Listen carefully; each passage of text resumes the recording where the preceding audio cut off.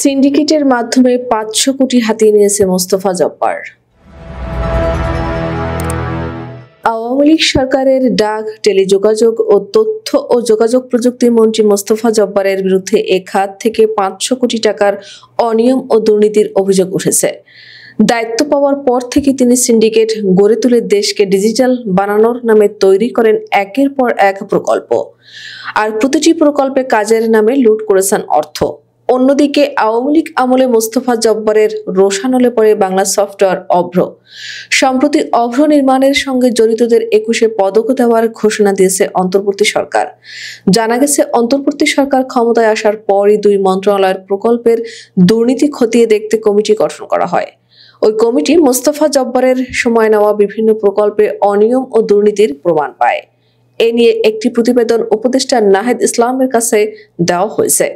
এ প্রসঙ্গে তথ্য ও যোগাযোগ প্রযুক্তি মন্ত্রণালয়ের সচিব শীষ হায়দার চৌধুরী গণমাধ্যমকে বলেন, উপদেষ্টার নির্দেশে তদন্ত কমিটি গঠন করা হয়।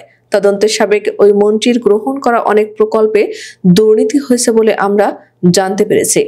সংশ্লিষ্টরা জানান, মোস্তফা জব্বার ডাক ও টেলিযোগাযোগ মন্ত্রণালয়ের দায়িত্বে আসার পর মন্ত্রণালয়ের রেডিসন ডিজিটাল টেকনোলজিস লিমিটেডের আধিপত্য তৈরি হয়। প্রতিষ্ঠানটির ডিজিটাল ইকুইপমেন্ট সরবরাহ, সরকারি টেলিকম অপারেটর টেলিটক বাংলাদেশ লিমিটেডের ডাটা ওয়্যার হাউজিং ও বিজনেস ইন্টেলিজেন্স সিস্টেম তৈরি, বাংলাদেশ টেলিযোগাযোগ নিয়ন্ত্রক সংস্থার ন্যাশনাল ইকুইপমেন্ট আইডেন্টিটি রেজিস্টার স্থাপন, নিম্নতম মজুরি বোর্ড ব্যবস্থাপনা সহ সরকারি অফিসে টেলিযোগাযোগ সরঞ্জাম, ল্যাপটপ, মোবাইল সহ সব ধরনের যন্ত্রপাতি সরবরাহ করেছে।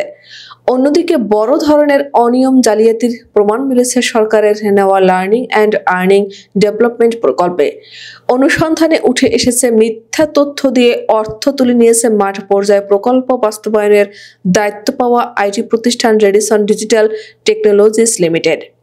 এছাড়া মন্ত্রীর অধীনে থাকা এসওএফ ফান্ডের টাকা দিয়ে নিজের নির্বাচনী এলাকায় প্রজেক্ট তৈরি করে কাজ করেছেন। শুধু আইসিটি মন্ত্রণালয় থেকেই তার পছন্দের প্রতিষ্ঠানটিকে প্রায় ২০০ কোটি টাকার কাজ দেওয়া হয়েছে। বাকি কাজ দেওয়া হয়েছে টেলিযোগাযোগ মন্ত্রণালয় থেকে।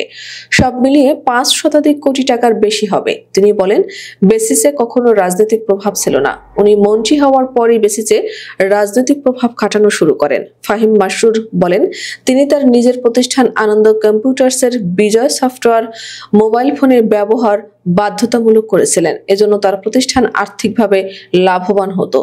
একই সময় বিনামূল্যে অভ্র সফটওয়্যার ব্যবহার করা যেত। নিজের প্রতিষ্ঠানের মুনাফার জন্য তিনি অভ্র সফটওয়্যার আবিষ্কারকদের ক্ষমতার অপব্যবহার করে হয়রানি করেন।